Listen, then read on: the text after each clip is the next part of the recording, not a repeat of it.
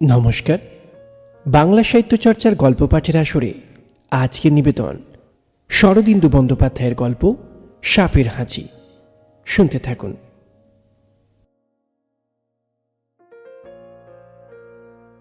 পরীক্ষা দিয়ে সুশান্ত তার মামার বাড়ি বেড়াতে গিয়েছিল। পাড়াগাঁয়ে মামার বাড়ি, কিন্তু কলকাতা থেকে বেশি দূর নয়। ডায়মন্ড হারবার লাইনে রেলে চললে ঘণ্টাখানেকের মধ্যেই সেখানে পৌঁছানো যায়।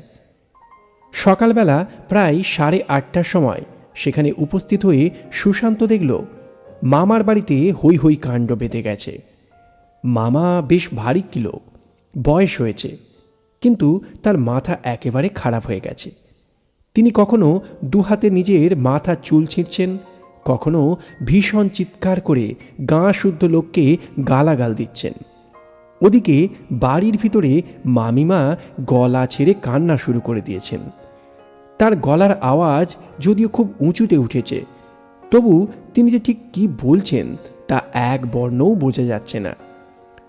মামা যদিও গ্রামের মধ্যে বেশ বর্ধিষ্ণু লোক, তবু তার বাড়ি মাঠ কোঠার, খড়ের চাল।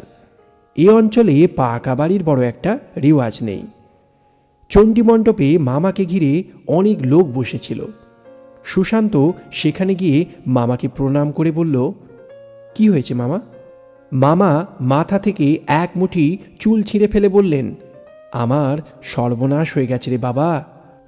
ওই শালা নিধের কাজ, এ আর কেউ নয়।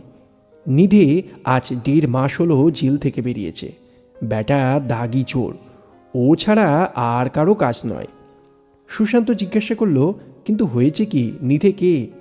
মামা গর্জে উঠলেন, নিধে শালা চোর, ডাকাত, বোমবেটে। দত্তদের বাড়িতে শীত কেটে 2.5 বছর জেলে গিয়েছিল।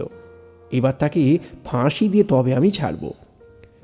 মামার কাছে কোনো খবর পাওয়া যাবে না বুঝে সুশান্ত বাড়ির ভেতর গেল। সামনেই তার 10 বছরের মামাতো বোন কালীকে দেখে বলল, কি হয়েছে রে কালী?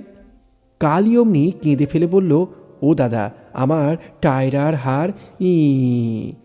সুশান্ত তাকে অনেক প্রশ্ন করল, কিন্তু ই ছাড়া আর কোনো কথাই বের করতে পারল না। তখন হতাশ হয়ে মামিমার কাছে গিয়ে বলল, মামিমা, তোমাদের কি হয়েছে আমাকে বলবে কি? মামিমার কান্না একটু থেমেছিল, আবার আরম্ভ হয়ে গেল। তারপর তিনি সুশান্তকে পাশের একটা ঘরে নিয়ে গিয়ে বললেন, ওই দেখ বাবা, কাল রাত্রিরে চোর শীত কেটে আমাদের সমস্ত গয়নাগাটি চুরি করে নিয়ে গেছে। কালী বলল, আমার টায়রার হাড় ই। সুশান্ত দেখল সত্যি দেওয়ালে মাটি কেটে একটা গর্ত তৈরি করা হয়েছে, বেশ বড় গর্ত। একটা জোয়ান লোক অনায়াসে তার ভেতর দিয়ে ঢুকতে পারে। ঘরের জিনিসপত্র ঠিকই আছে, কেবল যে বাক্সটার মধ্যে গহনা থাকতো তার তালা ভাঙা, ভেতরে কিছু নেই। ঘর থেকে বেরিয়ে এসে গম্ভীর মুখে সুশান্ত দালানে বসল। মামিমা চোখ মুছতে মুছতে তাকে মুড়ি আর নারকেল নাড়ু এনে খেতে দিলেন। খেতে খেতে সুশান্ত জিজ্ঞাসা করল, কখন তোমরা জানতে পারলে? মামিমা বললেন, অনেক রাত্রে হঠাৎ ঘুম ভেঙে শুনতে পেলুম পাশের ঘরে খুটখুট শব্দ হচ্ছে। প্রথমটা ভাবলুম বুঝি ইঁদুর ধরবার জন্য বিড়াল ঢুকেছে, কিন্তু তারপরই মনে হলো দরজা তো তালা লাগানো, জানালাও ভেতর থেকে বন্ধ, বিড়াল ঢুকবে কি করে? তখন তোর মামাকে গা ঠেলে তুললুম। তিনি উঠে তালা খুলে দেখলেন চোর গয়নার সিন্দুক ভেঙে সমস্ত গয়না নিয়ে পালিয়েছে। কত টাকার গয়না ছিল? তা আমার আর কালির মিলিয়ে 2,500 টাকার, বলে মামিমা ঘন ঘন চোখ মুছতে লাগলেন। তারপর তোর মামা চেঁচামেচি করে পাড়ার লোক জড়ো করলেন। সকলেই বলল, এ নিধি হাজরার কাজ, তার মতন পাকা চোর এই অঞ্চলে আর একটা নেই। এই সেদিন 2.5 বছর জেল খেটে বেরিয়েছে। সুশান্ত জিজ্ঞাসা করল, নিধি হাজরা লোকটা করে কি? ক্ষেত খামার আছে? মামিমা পাড়া গাঁয়ের মেয়ে, গাঁ শুদ্ধ লোকের নারীর খবর জানতেন। বললেন, 2 বিঘে জমি আছে বাবা, কিন্তু সে জমি চাষও করে না, কিছুই না, এমনি পড়ে থাকে। নিধে কাজকর্ম করে না, কেবল খিড়কির পুকুরে ছিপ ফেলে বসে বসে মাছ ধরে। অথচ পয়সারও কখনো অভাব হয় না। এই তো জেল থেকে ফিরেই নতুন মাঠ কোঠা তুলেছে। কোথা থেকে পয়সা পেল ভগবানই জানেন। সুশান্ত ভাবতে ভাবতে বলল, তারপর কাল রাতে আর কি হলো? মামিমা বললেন, তারপর পুরুষেরা বাইরে কি করলেন তা তো জানি নে বাবা। ওই পেল্লাদকে জিজ্ঞাসা কর, ও বরাবর ওদের সঙ্গে ছিল। পেল্লাদ বাড়ির চাকর। সে এতক্ষণ খুঁটিতে ঠেস দিয়ে বসেছিল। বলল, রাত্রিরেই সকলে মিলে ঠিক করলেন নিধের বাড়িতে গিয়ে দেখা যাক সে বাড়ি আছে কিনা। লণ্ঠন জেলে লাঠি সোঁটা নিয়ে সকলে নিধের দরজায় গিয়ে ধাক্কা দিতে লাগলেন। নিধে চোখ মুছতে মুছতে বেরিয়ে এলো, যেন ঘুমুচ্ছিল। জিজ্ঞাসা করল, কি হয়েছে ঠাকুরমশাইরা, এত রাত্রে গোলমাল কিসের? নিধে ভয়ানক ধূর্ত সকলেই জানে, তাই তার কথায় কান না দিয়ে বাড়ির চারিদিকে খুঁজতে আরম্ভ করলেন। আদার বাদার ঘর দৌড় সমস্ত আতিপাতি করে খোঁজা হলো, কিন্তু কোথাও গয়না পাওয়া গেল না। নিধে দাওয়ায় বসে ভুরুক ভুরুক তামাক খেতে লাগলো। সুশান্ত হেসে বলল, ভারী শয়তান তো। তারপর? পেল্লাদ বলল, কর্তা তখন আমাকে থানায় পাঠালেন দারোগাবাবুকে খবর দেওয়ার জন্য। থানা এখান থেকে 2.5 ক্রোশ পথ। ভোর রাত্রিরে গিয়ে দারোগাবাবুকে তুললুম। তিনি সব শুনে বললেন, আজ সকালে আসবেন।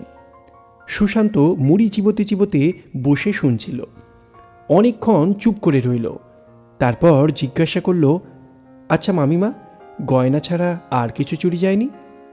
মামিমা কেবল মাথা নাড়লেন। কালী তাড়াতাড়ি বলে উঠল, হ্যাঁ দাদা, আমার টিয়া পাখির খাঁচাটাও চুরি চুরি করে নিয়ে গেছে। সুশান্ত আশ্চর্য হয়ে বলল, খাঁচা? কালী বলল, হ্যাঁ, আমার টিয়া পাখিটা মরে গিয়েছিল, তাই তার লোহার খাঁচাটা ওই ঘরে রেখে দিয়েছিল, সেটাও চোরে নিয়ে গেছে। সুশান্ত ভুরু কুঁচকে বসে ভাবতে লাগলো, তাই তো, এ তো বড় আশ্চর্য চুরি। যে চোর সোনার গয়না চুরি করবার জন্য শীত কেটেছে, সে একটা তুচ্ছ লোহার খাঁচা চুরি করে কেন? এই সময় বাইরে একটা গোলমাল এবং মামার হাঁকাহাঁকি, ওরে পান নিয়ে আয়, তামাক নিয়ে আয়, শোনা গেল। পেল্লাদ বলল, ওই বুঝি দারোগাবাবু এলেন, বলেই তাড়াতাড়ি উঠে গেল। সুশান্ত শহরের ছেলে, তাই পাড়া গাঁয়ে দারোগাবাবুদের কীরকম খাতির তা সে জানত না। সেও তাড়াতাড়ি মুড়ি খাওয়া শেষ করে বাইরে গিয়ে হাজির হলো। বাইরে চণ্ডীমণ্ডপে ফরাসের উপর বসে দারোগাবাবু তখন তামাক টানছেন।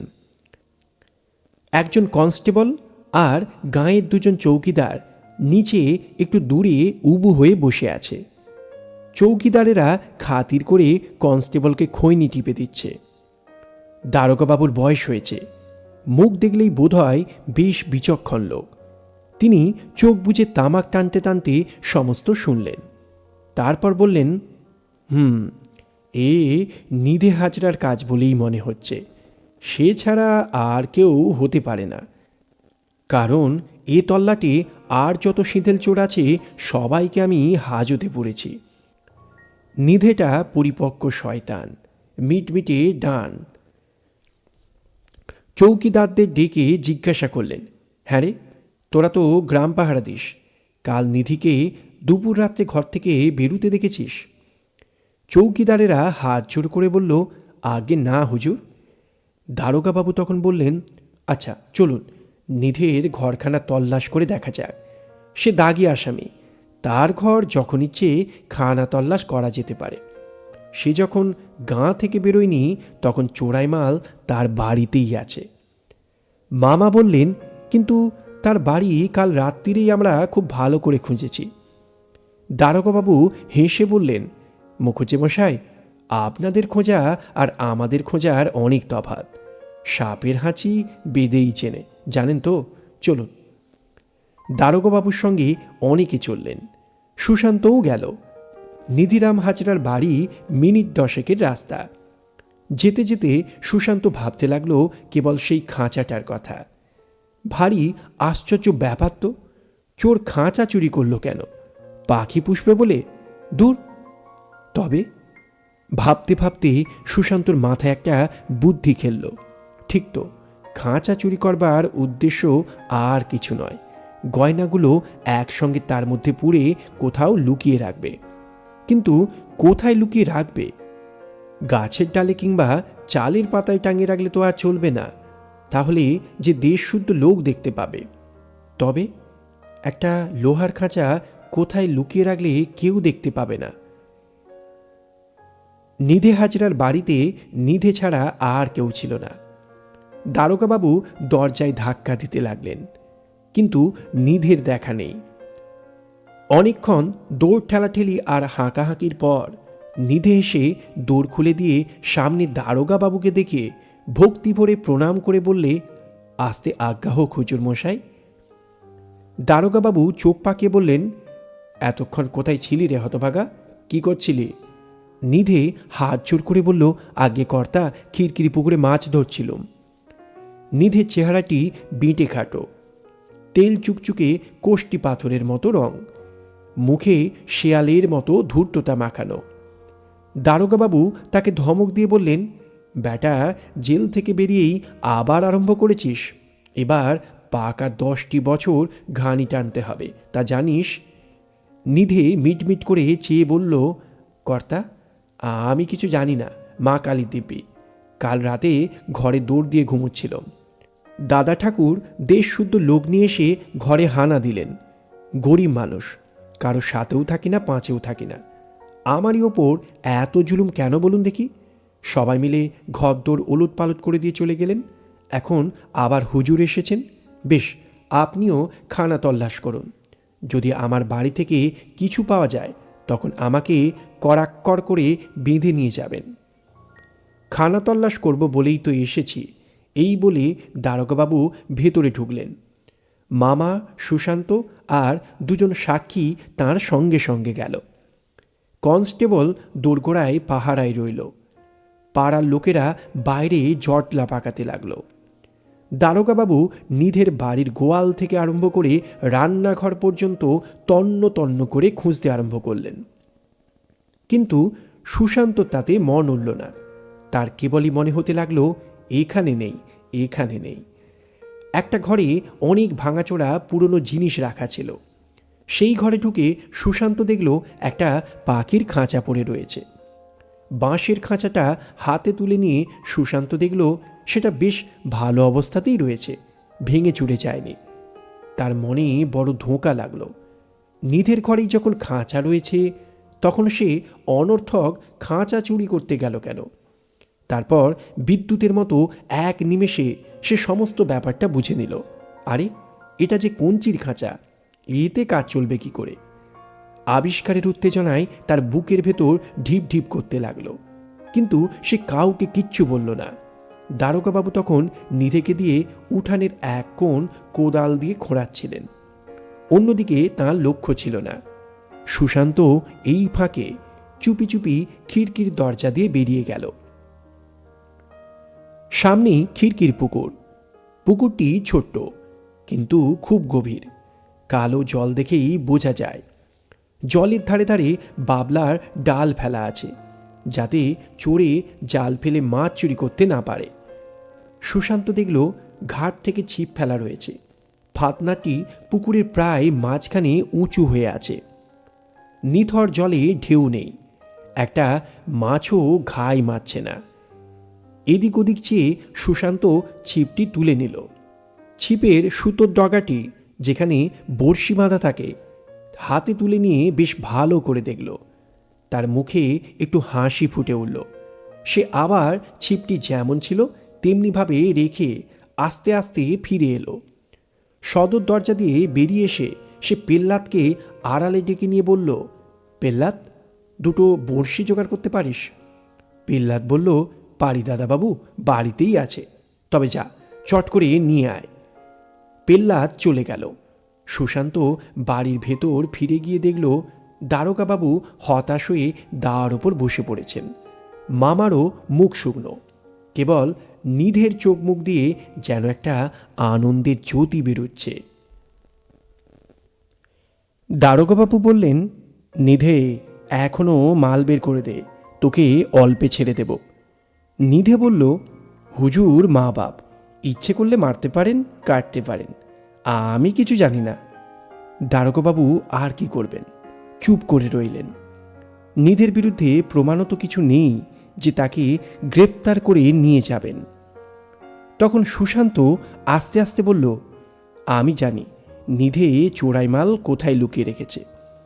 মামা লাফিয়ে উঠে বললেন, সে কি, তুই জানলি কি করে? সুশান্ত সে কথার উত্তর না দিয়ে নিধিকে জিজ্ঞাসা করল, নিধিরাম, তোমার খিড়কির পুকুরে মাছ আছে? নিধিরাম বলল, আছে দাদা ঠাকুর, ছোট মাছ, পুঁটি, বেলে, ন্যাটা, এই সব। সুশান্ত বলল, তুমি যে সবসময় পুকুরে বসে মাছ ধরো, কি দিয়ে মাছ ধরো? আগে ছিপ দিয়ে ধরি দাদা ঠাকুর।